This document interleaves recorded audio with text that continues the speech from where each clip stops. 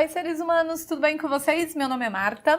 Hoje a gente vai conversar sobre um assunto muito legal, como sempre, da nossa biologia linda, maravilhosa, que são os hormônios vegetais, tá? Gente, na realidade nós vamos fazer assim, eu vou dar um geral dos hormônios para vocês, porém, nessa aula de hoje a gente vai ficar especificamente com as auxinas, tá? Mas este que eu fiz aqui para vocês, né, esse organograminha aqui, que não é um organograma, né, porque não tem um maior do que o outro aqui, na realidade é aquilo que você tem que fazer o print da tela e colar na sua geladeira, tá bom? Por quê, gente? Porque estes são os principais hormônios vegetais, certo? No vestibular, se cair, pode cair uma coisa assim, né, uma questão que você tenha o nome do hormônio e a ação desse hormônio. Então, você tem que saber de todo mundo. Então, você vai falar assim, ai, mas hormônio vegetal é horrível. Mas não é, ele é super legal. Por quê, gente? Porque os hormônios são eles que promovem todo o crescimento, desenvolvimento, amadurecimento do fruto, nascimento das flores. Gente, isso é muito legal, tá? É o que controla o nosso vegetal. Assim como nós, humanos, temos hormônios que nos controlam. Nós, os vegetais, né? Os vegetais também têm os hormônios que os controlam. Lembrando que hormônio sempre é o quê, gente? É uma substância que é produzida numa célula específica e que esta célula vai mandar essa substância para onde, gente? Para um vaso, né? Para um vaso de condução, para que esse vaso leve essa substância para os pontos específicos, tá? Bom, quais são os hormônios e o que eles fazem? Todo hormônio que se preze nessa vida é uma substância química que vai ter um local específico de atuação. Ou seja, né, o hormônio auxina, ele é um hormônio que vai ser específico para agir numa célula específica e ocasionar o quê? Crescimento do vegetal. Por que a auxina ocasiona crescimento do vegetal? Porque ela amolece parede celular. Amoleceu parede celular, eu tenho um alongamento dessa célula, tá? Então, eu estou estimulando a minha célula a promover esse crescimento. Então, é o hormônio que é produzido onde, gente? Contem para mim, onde vocês acham que esses hormônios são produzidos? Normalmente, nos meristemas, óbvio, né? Então, auxinas são produzidas em meristemas. Elas são produzidas por aquelas células meristemáticas, são jogadas lá, né, nos vasos condutores, e aí elas vão promover o quê, gente? Um alongamento, um amolecimento dessa parede. Então, toda a auxina está relacionada diretamente com o crescimento, principalmente longitudinal. Tudo bem? Citocinina, outro hormônio. O que as citocininas fazem, gente? Elas vão estimular divisão celular. Obviamente que se está estimulando divisão celular, vai estimular o crescimento também. Isso daqui, auxina e citocinina, funcionam juntas, tá? Elas estão estimulando o crescimento do vegetal. Por quê? A citocinina estimula a divisão celular e as auxinas o amolecimento dessa parede. Então, é a junção das duas que vai promover o crescimento. Giberilina, gente, isso que eu escrevi é meio esquisito, né? Crescimento de plantas anãs, né? Olha que engraçado. Aí você vai falar, mas uma planta normal não tem giberilina? Como é isso? Eu tô louco.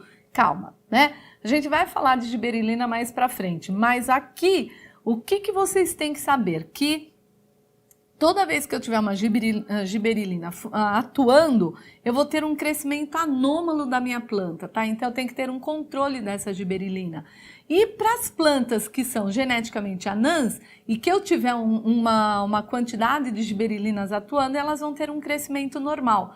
Gente, isso é clássico de pedir em vestibular. Etileno, na realidade, é um hormônio que é um gás, é uma coisa muito legal, tá? E esse etileno, ele vai estar diretamente relacionado ao amadurecimento de frutos. Então, sabe aquela velha frase que falam, né? Um fruto podre numa caixa de laranja boa apodrece todo mundo? É mais ou menos assim, tá? Porque se eu tiver um fruto que já esteja num estágio de amadurecimento grande, né? E liberando por conta de ranhuras que eu faço na casca desse fruto, liberando etileno, todos os outros da caixa vão acelerar o seu processo de amadurecimento, tá bom? Mas esses 3 aqui, ó, citocinina, giberilina e etileno, nós vamos discutir na próxima aula, então assistam. Hoje a gente vai discutir especificamente sobre as auxinas. Quem é que descobriu, o que que elas fazem, como é que elas atuam, tudo direitinho, tá bom? Seres, então agora a gente vai falar especificamente sobre as auxinas, qual a ação desses hormônios, o que que eles fazem, como é que eles atuam lá nos nossos vegetais, tá? Mas eu não posso deixar de falar dessas ações se eu não falar um pouquinho, né? Se eu não explicar para vocês sobre as pessoas que contribuíram para que a gente descobrisse quais são as reais ações dos hormônios nesses vegetais. E um desses pesquisadores, com certeza, é o Charles Darwin, que teve zilhões de contribuições para nós da biologia e para o planeta.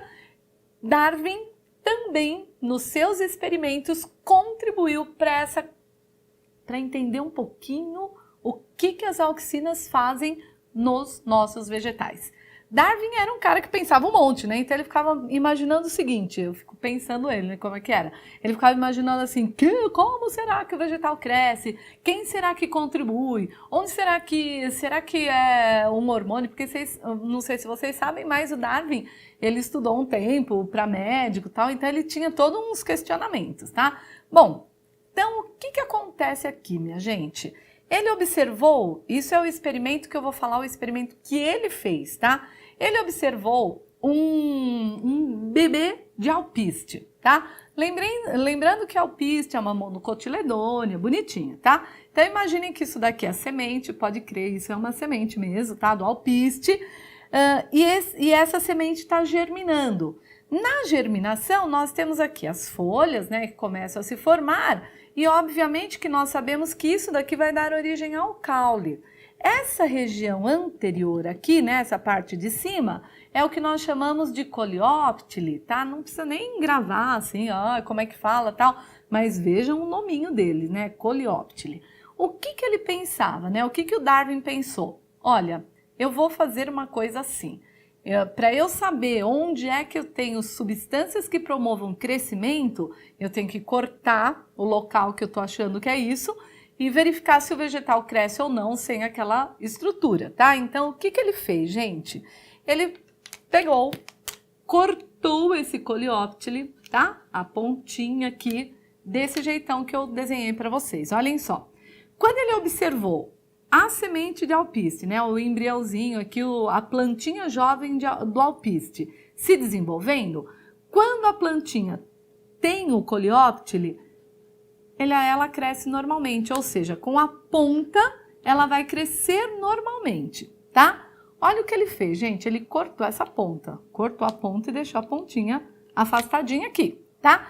O que aconteceu quando ele observou? Gente, não cresceu, parou o crescimento quando ele tirou a pontinha do coleóptile. Então ele falou assim, gente, essa pontinha aí tem alguma coisa muito importante que vocês já sabem até o que é, tá? Gente, e aí, o que ele fez na sequência? Ele pegou essa pontinha e devolveu para o local onde ele tinha cortado, tá? O que vocês acham que aconteceu? Vamos lá. Olha só. O coleóptile cresceu normalmente quando foi colocado a pontinha de novo em cima dele. Olha que coisa mais legal. Então, o Darwin escreveu que a pontinha que ele determinou como coleóptile possuía algum tipo de substância que promovia o crescimento longitudinal desse vegetal. Olha que coisa mais legal desse planeta. Como vocês sabem, né? O que eu falo para vocês que tem aqui na parte superior, no ápice do caule? Eu tenho quem, gente? Tenho meristemas. Então, com certeza, quem está produzindo alguma coisa aí são os meristemas. E eu já vou adiantar. Esses meristemas são produtores do quê, gente? De auxinas, tá? Então, com certeza, essas auxinas estão coordenando o crescimento longitudinal. Olha que legal isso, gente. Não é muito legal? Aí, numa sequência, porque assim, o Darwin não conseguiu saber como chamava a substância e tal, porque óbvio, né, ele estava lá no século retrasado. Um pouquinho mais para frente, um outro pesquisador, que é o Fritz Wendt, ele fez o quê, gente? Ele fez um outro experimento e comprovou a mesma coisa. Eu vou mostrar para vocês já já. Seres, então olha só, como eu falei para vocês, um experimento foi do Darwin, que ele provou que nos coleóptilos, nas pontinhas, tinha alguma substância que fazia com que o vegetal crescesse. Um segundo experimento foi, como eu já falei para vocês, do Fritz Wendt, que ele fez o quê, gente? Ele conseguiu provar para a gente como é que se comportava esse AIA, que é uma auxina, né? Não sei se vocês viram, mas existem auxinas, né? Várias delas, tá? E uma delas é o AIA, que é o ácido hidrolilacético, tá? Então, esse AIA é o que normalmente o povo pergunta para vocês lá no vestibular e é justamente aquilo que a gente vai ver agindo diretamente nos coleóptilos. Tanto que a gente vai ver que, na realidade, não é só o AIA que a gente tem, né? Nós temos outras auxinas aí, tá bom? Bom, o que o Wendt fez então? Olha o que ele fez. Isso daqui é uma plantinha bebê. Ele cortou o coleóptilo, pegou esse coleóptilo e colocou em cima de uma plaquinha de agar. Agar é gelatina, tá, gente? Então, imaginem assim, uma gelatininha e que ele colocou várias pontinhas aqui. Aí depois, o que ele fez, gente? Ele pegou um pedacinho, né? Um bloquinho dessa, onde tinha, obviamente, um coleóptilo aqui em cima. Ele pegou um bloquinho e colocou no bebê vegetal que ele tinha cortado. Quando ele fez isso, você vê que ele não coloca em cima, né? Ele coloca deslocadinho. O que aconteceu, gente? Ele colocando deslocadinho, esse vegetal começou a sofrer uma curvatura de crescimento. Ele não cresceu retinho, ele sofreu uma curvatura de crescimento. Significando o quê, gente? Que as substâncias que estavam aqui, elas com certeza correram para que lado, gente? Somente para um dos lados da parede do caule desse vegetal bebê, tá? Como é que ele fez uma contraprova para ter certeza que o que tinha de substância no coleóptilo, na pontinha, passou para o agar e do agar passou para o vegetal bebê? Ele fez uma contraprova com agar sem nada, né? Esse agar aqui, né, essa gelatininha limpinha, ele pegou um bloquinho também dessa gelatina e colocou aqui em cima. Resultado, gente, não cresceu nada. Então, assim, o que na realidade está coordenando o crescimento desse vegetal é a substância que passou para o agar e que com certeza passou para o nosso vegetal bebê, tá? Então isso foi uma prova, o Wendt, depois de muitos anos que o Darwin tinha feito o experimento dele, o Wendt veio e fez esse experimento para comprovar que é aqui no coleóptilo que nós temos uma substância que vai passar para o agar e que vai fazer o vegetal crescer na posição que ele colocar, tá? Essa substância foi intitulada, então, AIA, ou ácido hidrolilacético, tá? O que acontece, então? Um pouquinho depois, o experimento do Wendt foi... Doente é bom, né? Do Wendt. Ele foi o quê, gente? Ele foi muito importante para responder essa questão. O AIA foge da luz? Por quê, gente? Porque... na realidade, todo mundo achava ao contrário, né? Se eu tivesse um vegetalzinho aqui, tá? Uma florzinha, pibiribibi, tá? E eu tivesse uma caixinha fechadinha com uma entrada aqui, certo? E eu tivesse a luminosidade, o sol, o que fosse entrando só por essa pontinha, o vegetal faz o quê, gente? Ele vai em direção da luz, né? Porque você fala, olha que legal, esse vegetal está indo em direção da luz. Mas olha que interessante que o Wendt conseguiu provar para a gente, né? Na realidade, o vegetal não está indo em direção da luz, né? Ele está curvado em direção da luz. Mas o que está acontecendo aqui, gente? Onde eu tenho a IA, o que acontece? O meu vegetal estava aqui inteirinho, ó, bonitinho, né? Aqui, todo certinho, bonitinho. Quando a luz começou a incidir sobre ele, só sobre um lado, o que aconteceu com o AIA que estava desse lado? Ele fugiu para o lado onde não tinha luz. Então, o AIA foge da luz? sim, ele foge da luz, tá? Ele vai para onde, gente? Ele vai para o lado onde não tem luz, automaticamente ele começa a amolecer as células deste lado e começa a promover um crescimento só de uma parte do vegetal. Lógico, né? Tá vendo? Ó, só essa parte aqui que sofreu o crescimento. Por conta disso que o vegetal faz essa curvinha para esse lado, tá? Aí você vai falar assim, o que isso vai modificar a sua vida planetária? Nada, né? Não vai modificar nada. Mas é importante que vocês saibam, né? Que isso daqui acontece, gente. Por quê? Cai no vestibular. Ah, peguei você, né? Claro que isso aqui. Lógico, se você tiver casa, que tiver uma planta, né, você vai saber o que está acontecendo. É bacana saber isso, tá, gente? Agora tem uma outra coisa muito legal sobre o AIA, que é o seguinte, que ele faz um controle de crescimento, tá, gente? Que é o que nós chamamos de dominância apical. Então, ó, isso que eu falei, os dois experimentos do Darwin doente, essa resposta, se o AIA foge da luz ou não, isso aqui, gente, despanca no vestibular. Por isso que vocês têm que saber também. Além de, né, ser um papo para você bater, um papo aí, né, no meio de uma conversa informal, tá bom? Agora eu vou mostrar para vocês o que significa a dominância apical, tudo bem? Seres, então, ó, para finalizar, né, as nossas coisas aí das auxinas, tem uma coisa que é muito importante que vocês saibam, que é a questão da dominância apical. O que significa isso? Obviamente que também foi feito um experimento para que as pessoas soubessem, né, que essas coisas aconteciam. Então, olhem só. Aqui eu tenho uma plantinha bonitinha, desenvolvendo, tudo certinho, tá? Então, vocês viram que aqui eu tenho ainda o ápice do caule e eu tenho um controle, né, desse crescimento aqui, tá? Olha o que eles fizeram. Eles cortaram esse ápice do caule onde tem auxina, não é isso? Olha o que aconteceu, gente. O que vocês perceberam depois que eu retirei essa pontinha aqui do caule? Nada não, né? Por favor, não falem isso, tá? Vocês não perceberam que cresceu muito mais lateralmente as gemas? Porque isso daqui é uma gema lateral, tá bom? Essa gema lateral é que vai fazer o quê? Que vai fazer com que eu tenha muito mais galhos aqui na minha planta, é ou não é? Quando eu corto a gema apical, porque o que eu tirei aqui, gente? Eu tirei a gema apical. É nessa gema apical que eu tenho uma grande concentração do quê? Uma grande concentração de AIA. O que eu fiz, gente? Cortei, olha o que aconteceu com a minha planta. Ela fez o quê? Ela encheu de galhos, tá?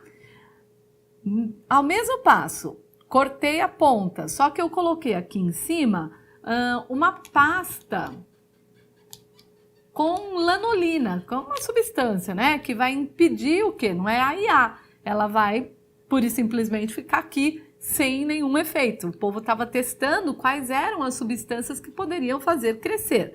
Quando colocou essa pasta com lanolina, olha o que aconteceu com a planta, gente. Nada, tá? Ou seja, não cresceu porque o AIA continuava tendo a dominância apical. Vou explicar isso um pouco mais prático para vocês, tá? Se eu sou um plantador de laranja e eu quero ter um pé de laranja baixo, que eu consiga colher as laranjas, e cheio de galhos, o que eu tenho que fazer? Podar a ponta do meu pé de laranja. Quando eu podo a ponta, enche de galho. Ai, que show! Gente, isso, não sei se vocês sabem aqueles bonsais, que são aquelas arvorezinhas japonesas, tá? O que o povo faz para manter aquelas árvores pequenininhas? Eles vão cortando ponta de ápice de caule, ápice de gemas laterais, ponta de raiz. À medida que eles vão crescendo, eles vão fazendo um controle desse crescimento. Que eles vão cortando, eles vão fazendo um controle desse crescimento, tá? Porque se eu deixo... Olha o nosso gráfico aqui do lado, olha, prestem atenção. Para a raiz crescer, isso daqui é a concentração de AIA, tá bom? Isso daqui é crescimento positivo, né? Estimulação positiva e estimulação negativa. Para a raiz crescer, eu preciso de uma determinada concentração de AIA. Essa concentração que é ótima para a raiz, não é boa para a gema. A concentração da gema lateral que ela precisa para crescer, o ótimo para ela não é boa para o caule. Então, para o caule crescer, eu preciso de uma concentração muito alta. É o que possibilita o AIA aqui na pontinha. Uma grande concentração de AIA faz o meu caule crescer. Mas à medida que eu corto, né, essa concentração diminui, porque tem outros tecidos que produzem AIA.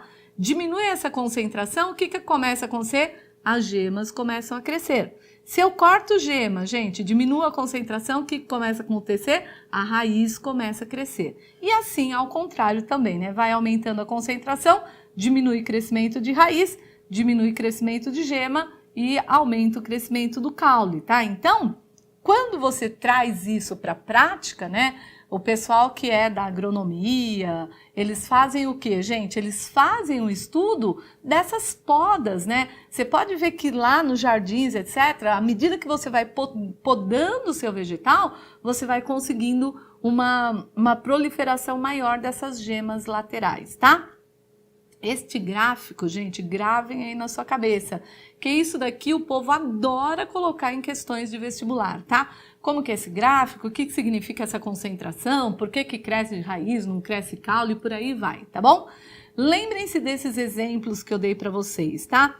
O AIA foi utilizado também como um herbicida, né? Então, esse herbicida que vai controlar crescimento de plantas que são plantas daninhas e favorecer o crescimento de plantas como, por exemplo, a grama ou o capim necessário para um animal comer, tá? O AIA ainda vai controlar, gente, uma série de coisas, como, por exemplo, a transformação do ovário em fruto. O AIA que faz isso, tá? Então, são várias coisas que o AIA e as auxinas acabam fazendo lá no nosso vegetal, tá bom? Gente, eu espero que vocês tenham curtido, tá? Um beijo no coração de todos, não percam as próximas aulas e até a próxima. A gente se vê por aí.